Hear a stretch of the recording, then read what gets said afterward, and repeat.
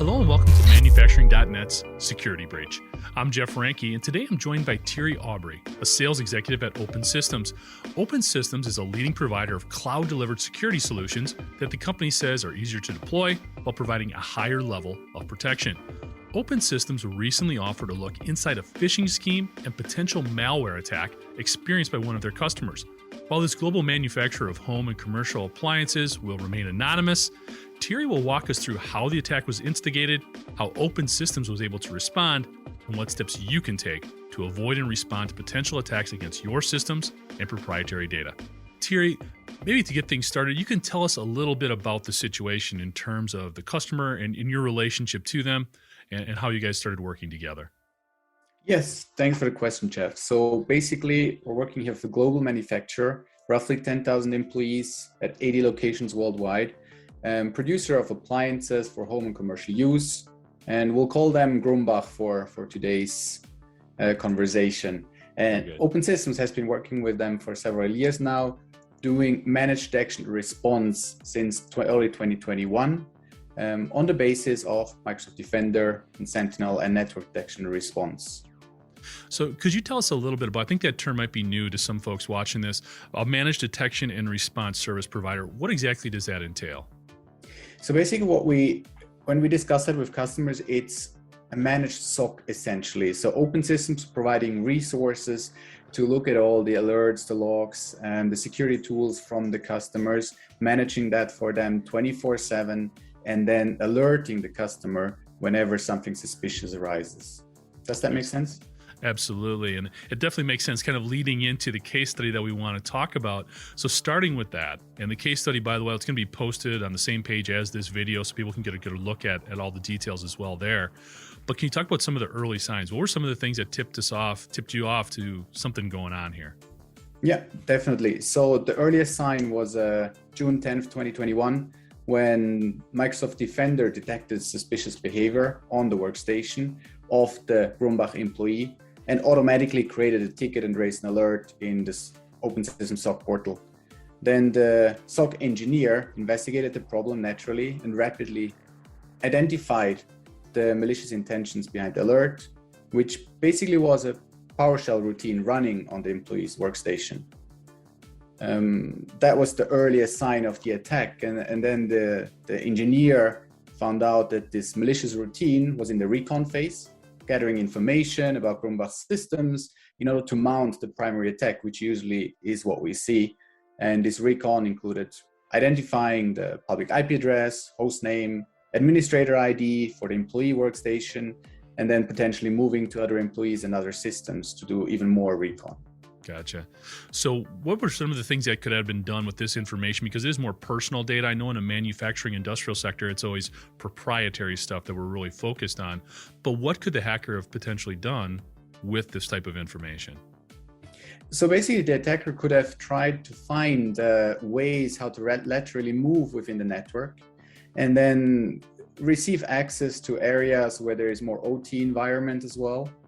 And potentially then also being able to run a ransomware attack, encrypting all the information available or all the data or all the systems, the machines and so on. So essentially they wouldn't be able to, or Grumbach wouldn't be able to use them anymore, which then would have led to obviously not being able to meet production timelines, breaching of SLAs for Grumbach and its customers, resulting in loss of millions ultimately, besides having to pay a potential ransomware. So disastrous if that would have happened.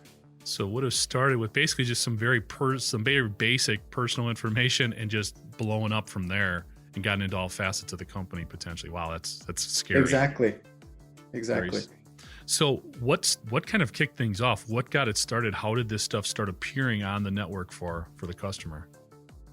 So it's textbook, right? It's when Open Systems conducted an investigation, we found out that the original point of entry occurred when the Grumbach employee clicked on a malicious link in a phishing mail.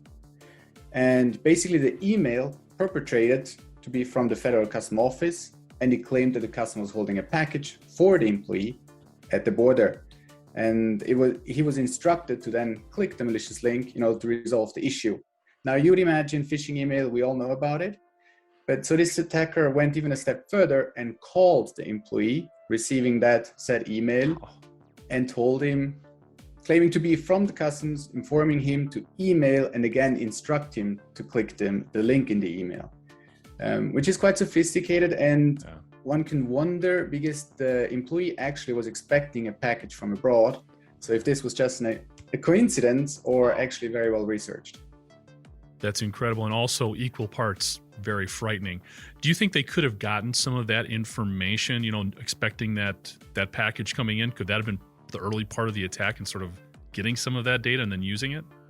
That could have definitely been a case. And this just tells us that prevention is not everything, right? You need to be able to detect and then also respond to such attacks.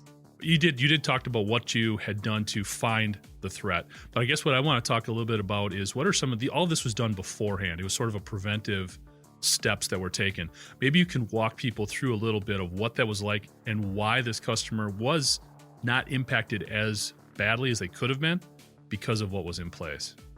So basically, what was really the key benefit here of the customer is that they had systems in place, first of all, on the endpoint detection response solution to be able to actually understand if something malicious is happening.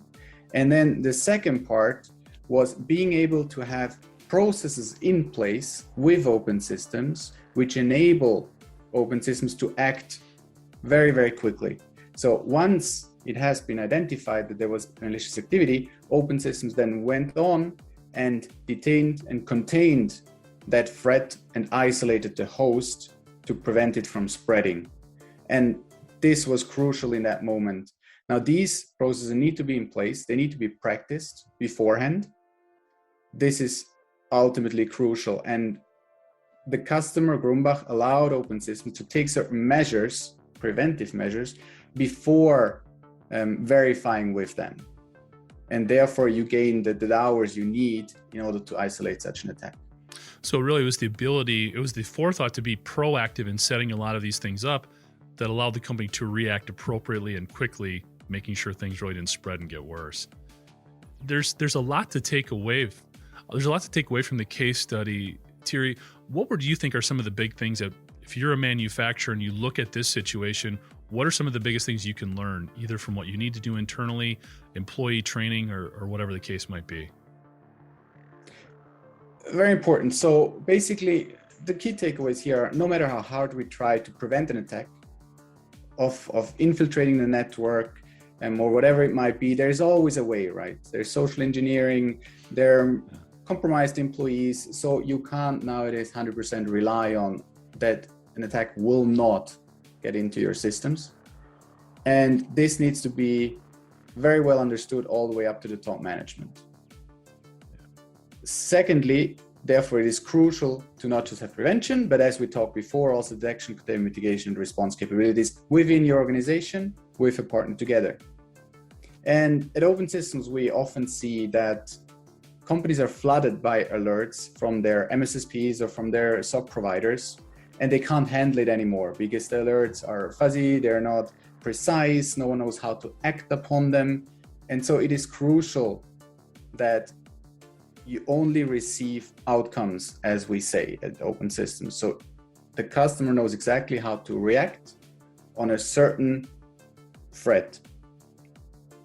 So unlike most security providers who manage a patchwork of potentially misaligned tools and drown customers in those alerts, choose a provider that delivers reliable security outcomes to detect, remediate threats, eliminate vulnerabilities, and harden resilience to attacks. So this is really, really crucial. It's really getting the right sensitivity in place to understand, so you're not always crying wolf, but yet the red flags are raised when they need to be, like in this situation here. Exactly. So Thierry, maybe you could just tell us a little bit more about Open Systems, a little bit of background on the company, and maybe who you work with and some of the things that you specialize in. Gladly. Thank you very much for the question, Jeff. So Open Systems, 30 years in the business, Swiss company with a very, very strong American presence as well. In the XDR and SASE space, really, really focusing on this managed detection and response piece, which we've just talked about. being a mission-driven MDR provider. And what this essentially means is that Open Systems runs security like space missions. So breaching the silo of IT and security for faster detection, more thorough remediation, and optimal resilience against attacks. And this just basically means that being able to have repeatable and very reliable missions for the customer, so everyone understands at all times what's happening, where a threat is coming from, and what are the processes to mitigate that threat. Who does Open Systems work for and work with?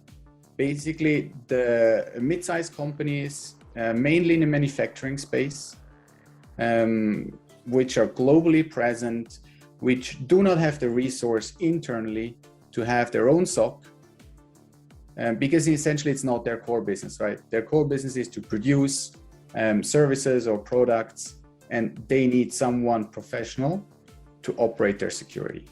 Yeah. You know, I really appreciate the comment about breaking down those silos between IT and OT. This case study shows how what started as an information technology situation bled right into operations, or definitely could have if the right steps weren't taken. So it's a great point. So I'm sorry, go ahead. Essentially, that's always what Open Systems sees in many companies.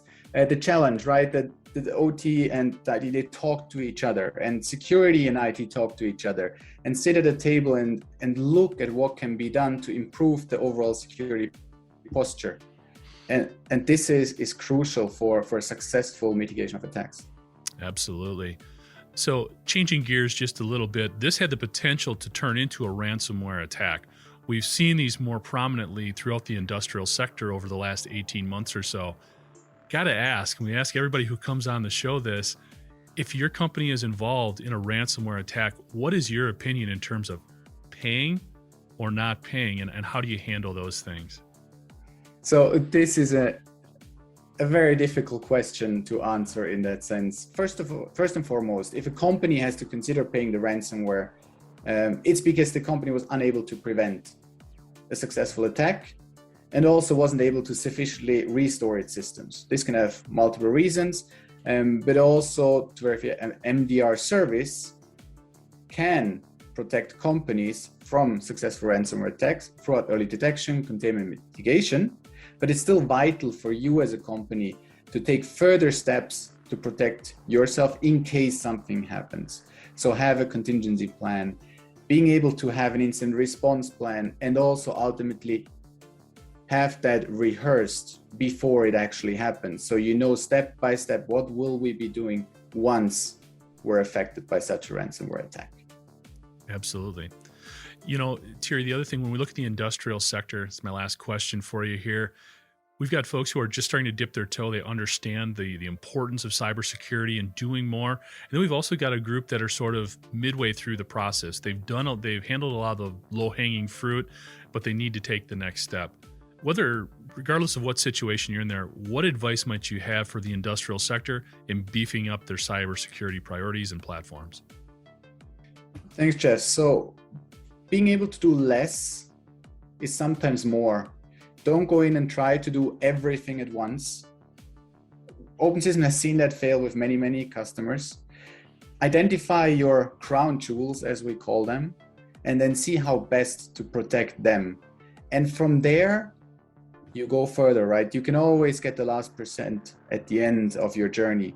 But first and foremost, protect your users, protect your endpoints, protect your network, and then venture out to other options out there.